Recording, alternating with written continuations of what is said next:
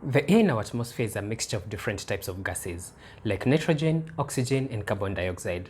We can generate some of these gases at home using simple ingredients. In this video, we are going to prepare carbon dioxide, hydrogen, and oxygen. Carbon dioxide is one of the easiest gases to prepare at home. All you need is vinegar and baking soda. When you mix the two, you get a mixture of sodium acetate and water. The reaction also produces carbon dioxide. Now, to test the carbon dioxide, we are going to use some candles.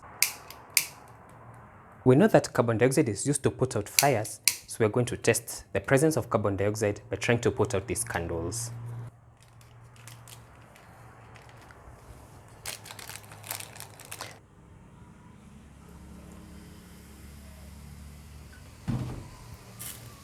So wait for the fizzing to stop, wait for the fizzing to go down a bit, and then you can see how we are able to easily put out the candles just by pouring the carbon dioxide out of the glass. And that gives us another property of carbon dioxide.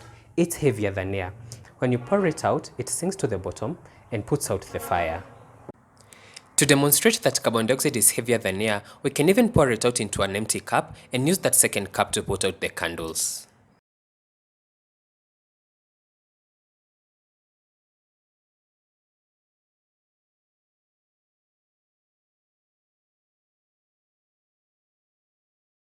The next gas we're going to generate is hydrogen. We're going to do this through a process called electrolysis.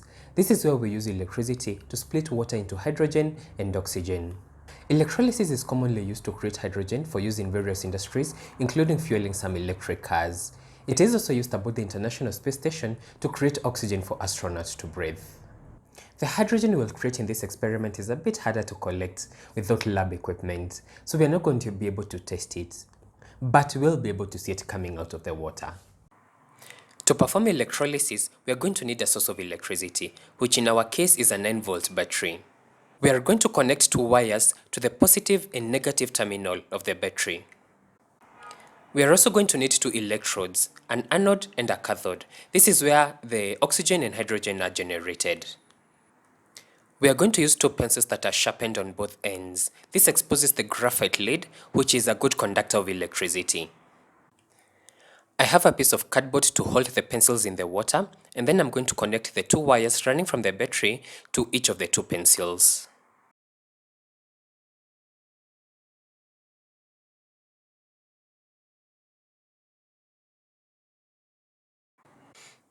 The goal here is to create a complete circuit where electricity runs from one terminal of the battery through the wire, the pencil, the water, and back to the other terminal.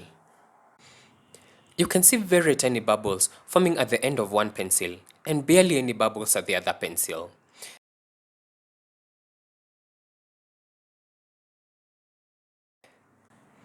But there's something we can do to create more bubbles. We are simply going to add salt to the water. Adding salt makes the water more conductive, so you have a stronger current running through the water, and we are going to generate more hydrogen and oxygen.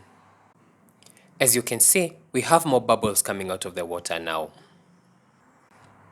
The side that is producing the most bubbles is called the cathode. This is where hydrogen is getting generated. And the side with fewer bubbles is generating oxygen. It is called the anode. In our final experiment, we're going to try and create oxygen from hydrogen peroxide. Hydrogen peroxide decomposes on its own over time to create oxygen and water, but we're going to speed up the reaction using a catalyst. Similar to the electrolysis of water, this is a decomposition reaction. We are breaking down hydrogen peroxide into simpler elements, oxygen and water. Hydrogen peroxide is stored in dark bottles because it decomposes easily on its own in the presence of light and heat. To make it react faster, we are going to use a catalyst that's found in yeast. It's called catalase. And to see all the oxygen that's going to be generated, we are going to add a bit of liquid soap. Add the hydrogen peroxide to the bottle, about 100 ml should be enough, then add a squirt of liquid soap. For reasons that are going to be clear very soon, I recommend placing the bottle on a plate or in a bowl. Shake the bottle lightly to mix them. Finally, add about a packet of yeast. Now watch what happens. In the presence of yeast, hydrogen peroxide quickly decomposes into water and oxygen.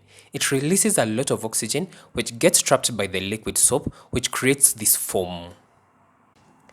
The foam is what's popularly known as elephant toothpaste.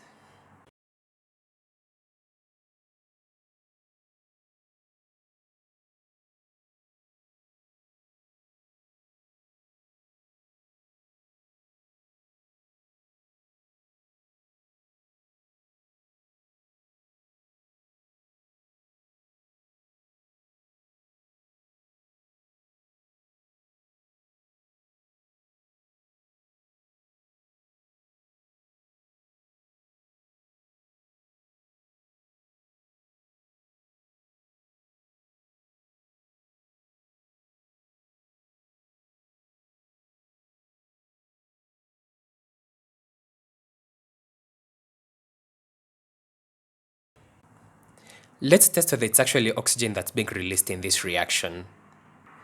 To do that, I'm going to repeat the experiment, but this time I'm not going to add the liquid soap because I don't want it to foam too much. I'll just mix the hydrogen peroxide and yeast. You can see that even without adding the soap, the reaction still creates a foam.